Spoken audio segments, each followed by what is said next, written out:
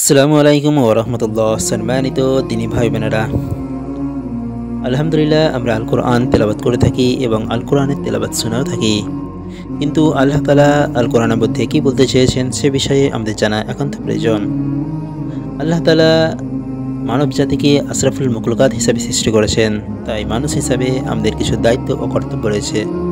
আজকে আমাদের বিষয়বস্তু হলো সূরা আন-নিসা এর 49 নম্বর আয়াত। আল্লাহ তাআলা সূরা নিসা এর 49 নম্বর আয়াতে কি বলতে চেয়েছেন এবং কেনই বা নাজিল করেছেন সেই বিষয়ে আমরা আলোচনা করব ইনশাআল্লাহ।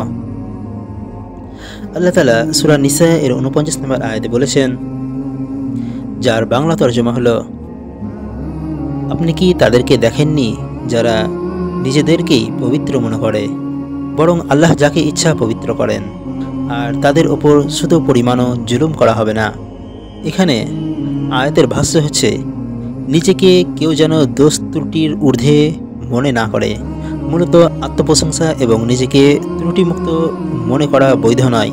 ইহুদিরা নিজেদেরকে পবিত্র বলে বর্ণনা করত, তারই পরিপ্রেক্ষিতে আল্লাহ তাআলা এই আয়াতে তাদের নিন্দা করে বলেছেন, তাদের দিকে একটু লক্ষ্য করলে দেখুন, যারা নিজেরাই নিজেদেরকে পবিত্র বর্ণনা করে তাদের ব্যাপারে বিস্মিত হওয়া উচিত। এতে প্রতীয়মান হয় যে কারো পক্ষে নিজের কিংবা অন্য কারো পবিত্রতা বর্ণনা করা জায়েজ নয়। এই নিষেধাজ্ঞার কয়েকটি কারণ রয়েছে। অধিকাংশ ক্ষেত্রে আত্মপ্রশংসার কারণ হয়ে থাকে অহমিকা বা আত্মগর্ব।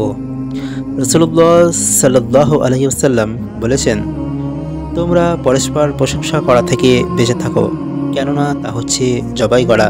ইবনে মাজাহ 3743 নম্বর হাদিস। কাতাদা বলেন, এখানে ইহুদিদেরকে উদ্দেশ্যে নেওয়া হয়েছে।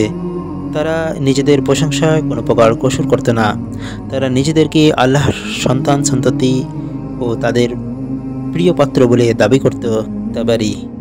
দ্বিতীয়ত, শেষ পরিণতি সম্পর্কে শুধুমাত্র আল্লাহ তাআলাই অবগত যে তা পবিত্রতা কিংবা পরেজগারির মধ্যেই হবে কিনা।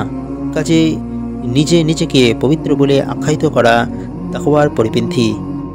এক বর্ণনায় এসেছে, সালমা বিনতে জাইনাব রাদিয়াল্লাহু তাআলা আনহা তার মাতা থেকে বর্ণনা করেন যে রাসূলুল্লাহ সাল্লাল্লাহু আলাইহি ওয়াসাল্লাম একবার আমাকে জিজ্ঞাসা করলেন, তোমার নাম কি? তখন যেহেতু আমার নাম ছিল বাররাহ বা পাপমুক্ত, কাজে আমি তাই বললাম। তাতে রাসূলুল্লাহ সাল্লাল্লাহু আলাইহি ওয়াসাল্লাম বললেন, তোমরা নিজেরা নিজেদেরকে পাপমুক্ত বলে বর্ণনা করো না, কারণ একমাত্র আল্লাহ তাআলাই জানেন তোমাদের মধ্যে কে পবিত্র। অতঃপর বাররাহ নামটি পাল্টিয়ে তিনি জাইনাব রেখে দিলেন। বুখারী শরীফ 5839 নম্বর এবং মুসলিম শরীফে 2141 নম্বর হাদিস। নিষিদ্ধতার আরও এক কারণ এই যে অধিকাংশ সময়ে এই ধরনের দাবি করতে গিয়ে মানুষের মনে এমন ধারণা সৃষ্টি হতে থাকে যে সে লোক আল্লাহ তাআলার দরবারে এজন্য প্রিয় যে সে যাবতীয় দোষ ত্রুটি থেকে মুক্ত। অথচ কথাটি একেবারে মিথ্যা, কারণ মানুষের মধ্যে অসংখ্য ত্রুটি বিচ্যুতি বিদ্যমান থাকে। নিষিদ্ধতার আরেক কারণ হলো মানুষ জানে না তার কৃত আমল আল্লাহর দরবারে কবুল হচ্ছে কিনা। কেননা আয়েশা রাদিয়াল্লাহু তাআলা আনহা বলেন, যখন সূরা আল মুমিনুনের 60 নম্বর আয়াত নাজিল হলো, তাতে বলা হয়েছে, আর যারা তাদেরকে যা দেওয়া হয়েছে তা দেয় এমতো অবস্থায় যে তাদের অন্তর ভীত সন্তুষ্ট, এজন্য যে তারা তাদের রব এর কাছে প্রত্যাবর্তন করবে। আমি রাসূলুল্লাহ সাল্লাল্লাহু আলাইহি ওয়াসাল্লামকে জিজ্ঞাসা করলাম, তারা কি ওই সম্প্রদায় যারা মদ খায় এবং চুরি করে?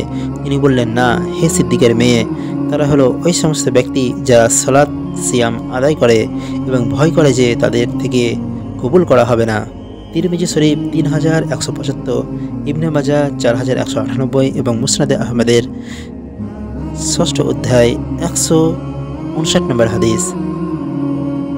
আজকের মতো এতটুকুই। ইনশাআল্লাহ পরবর্তী ভিডিওতে অন্য একটি বিষয় নিয়ে আলোচনা করা হবে।